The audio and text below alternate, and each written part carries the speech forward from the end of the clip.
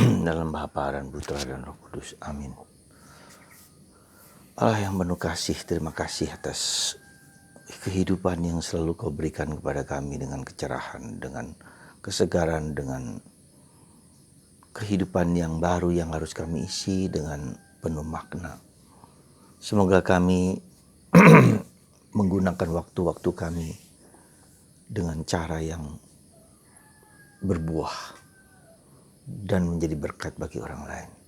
Bantu kami ya Bapa, supaya kami pun dalam situasi yang seberat apapun tetap sadar bahwa Tuhan telah dan selalu memberikan yang terbaik bagi kita. Terpujilah namamu kini dan sepanjang segala masa. Amin. Para saudara-saudariku terkasih dalam Kristus, kita seringkali mengira bahwa di gereja atau di tempat-tempat suci, masjid, gereja, wihara, atau sinagoga adalah tempat suci dan tidak ada roh jahat atau kejahatan, bahkan roh kegelapan. Ternyata tidak demikian. Yesus ketika berada di sinagoga, dan dia ada seorang yang kerasukan setan. Dan setan itu tahu siapa Yesus. Apa urusanmu dengan aku? Hai anak Allah, orang Nazaret. Aku tahu siapakah engkau. Yang dari Allah, dari utusan Allah, anak Allah. Dan Yesus menghardik si iblis itu. Dan pergilah si iblis itu dari tempat sinagoga, dari rumah, dari orang tersebut. Dan menarik, kita harus bisa bedakan orang yang sungguh dirasuki oleh kuasa kegelapan, bisa berteriak-teriak, bisa kesurupan, bisa apa, itu kerasukan, dipenuhi, dikuasai oleh iblis. Ya, mungkin kita bisa mohon kekuatan Tuhan untuk mengusir, untuk membuang, untuk meniadakan orang itu, meniadakan kuasa itu. Tetapi tidak selalu demikian. Tidak selalu bermanifestasi dengan manifestasi yang kasar, yang nampak di mata, tapi ada yang dipengaruhi oleh kuasa kegelapan.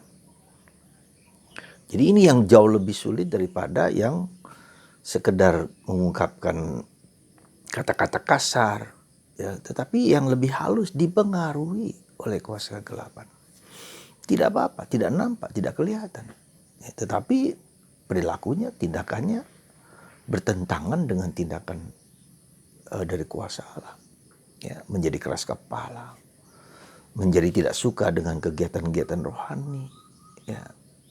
Kemudian KDRT, kemudian juga melakukan tindakan-tindakan yang bukan dari Allah seperti itu.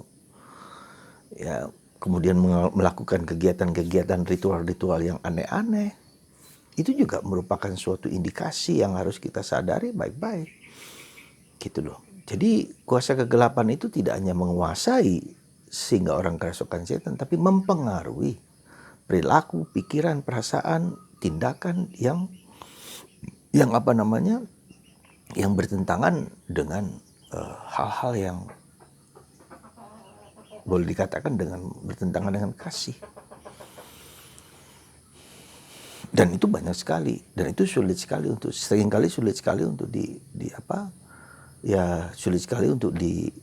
diatasi, karena orang tersebut tidak jarang juga bersekutu dengan kuasa-kuasa seperti itu. Ya. Nah, jadi saudaraku terkasih dalam Kristus, yang kedua kita lihat bahwa kuasa itu tidak ada di tempat-tempat suci. Ya.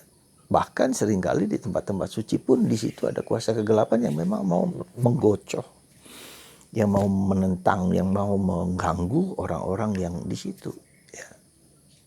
Mengapa itu bisa terjadi? Ya kita lihat, iblis pun mengenal siapa Yesus. Setan pun mengenal siapa Yesus. Jadi dengan kata lain ini menunjukkan kepada kita, kita tidak cukup hanya mengenal Yesus. Kita tidak cukup hanya berdoa dengan bibir. Ya. Kita tidak cukup itu hanya dengan di permukaan, ya, superficial, dangkal, tidak cukup. Karena bisa aja dengan mulut, dengan pikiran dan perasaan orang bisa bisa percaya pada Tuhan. Bahkan roh jahat seperti iblis pun mengakui Yesus adalah anak Allah, penyelamat dan menebus. Ingat itu. Jadi mereka pun mengakui. Tapi poin penting yang harus kita sadari adalah seperti bacaan pertama hari ini Hana. Meskipun mulutnya terbuka dengan mendoakan doa karena dia kepingin punya anak. Dan bagi orang Israel tidak punya anak merupakan aib. Nah, jadi kita lihat di sini bukan hanya di mulut, bukan hanya di pikiran, bukan hanya di perasaan, tetapi di dalam roh dan kebenaran. Ya, jadi di sini fokusnya dalam hidup doa kita harus sampai kepada suatu pemahaman yang lebih dalam, ya.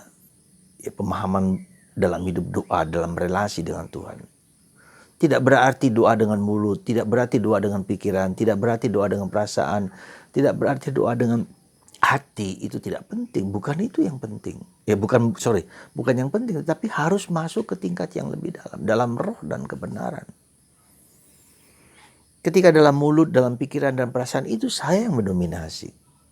Ya, saya yang mendominasi, saya mengontrol Tuhan. Saya minta A, minta B, minta C, minta D.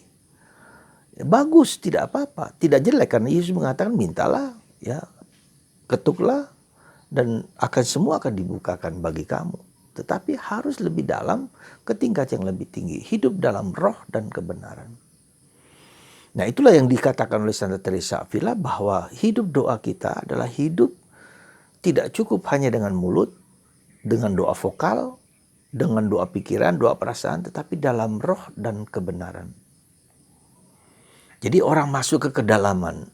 Nah, salah satu indikasi dari orang yang mau masuk dalam roh dan kebenaran ketika orang itu mau belajar hidup doa dalam keheningan.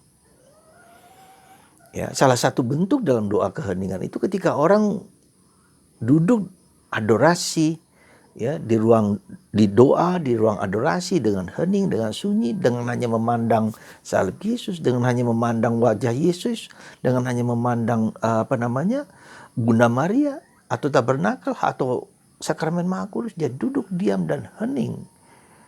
Dia mengizinkan Tuhan untuk bekerja. Dia mengizinkan untuk Tuhan menyentuh, menjamah dia. Dia mengizinkan Tuhan untuk berbuat sesuatu bagi dirinya. Ya, inilah yang disebut dengan doa dalam roh dan kebenaran. Tentu saja ditambahkan kalau dia belajar kitab suci, membaca kitab suci dengan sungguhan, dengan kedalaman, merenungkan sabda Allah seperti hari ini. Ya, kita merenungkan sabda Allah yang bersabda. Ya, Yesus yang berkuasa atas alam semesta. Yesus yang berkuasa atas segala sesuatu, segala kuasa manapun. Meskipun iblis sekali lagi tahu siapa Yesus. Ya. Jadi doa itu tidak cukup di pikiran, tidak cukup di perasaan, tidak cukup di mulut, tetapi masuk ke kedalaman, masuk dalam roh dan kebenaran. Dan kita menjadi mengerti, ya, sabda Allah lewat kitab suci itu. Kebenaran. Ya, nah, disinilah kita kemudian dalam tahap ketika kita masuk dalam keheningan dan dalam roh dan kebenaran, ini tantangannya jauh lebih berat. Ya, tantangannya tadi itu adalah bahwa kebosanan, kejenuhan, digoda oleh iblis untuk meninggalkan doa itu. Ya, untuk apa doa yang seperti ini? Ya, macam-macam. Jadi transisi antara doa lahiriah, doa vokal dengan doa batin adalah keheningan. Ketika orang mencintai keheningan. Ketika dia mempersembahkan hidupnya, problemnya, segala macam pada Tuhan dan mengizinkan Tuhan berbicara.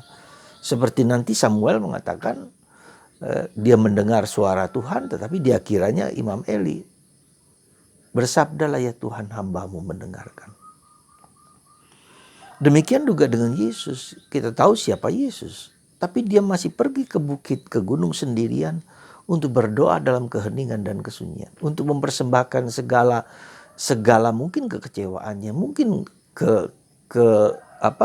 keprihatinannya, ya, mungkin peristiwa yang dia ingin tentukan memilih para rasul, ya, mengajarkan doa Bapa kami, itu semua adalah bentuk pergaulan antara Yesus dengan Bapanya, dan itulah yang menjadi kunci ketika kita mau masuk di dalam kekedalaman.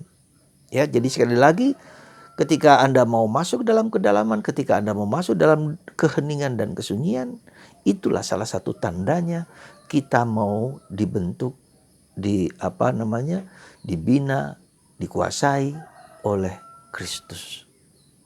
Semoga Anda yang biasa mendengarkan renungan saya ini, berilah waktu Anda untuk diam, untuk hening, untuk sunyi minimal 15 menit setiap hari.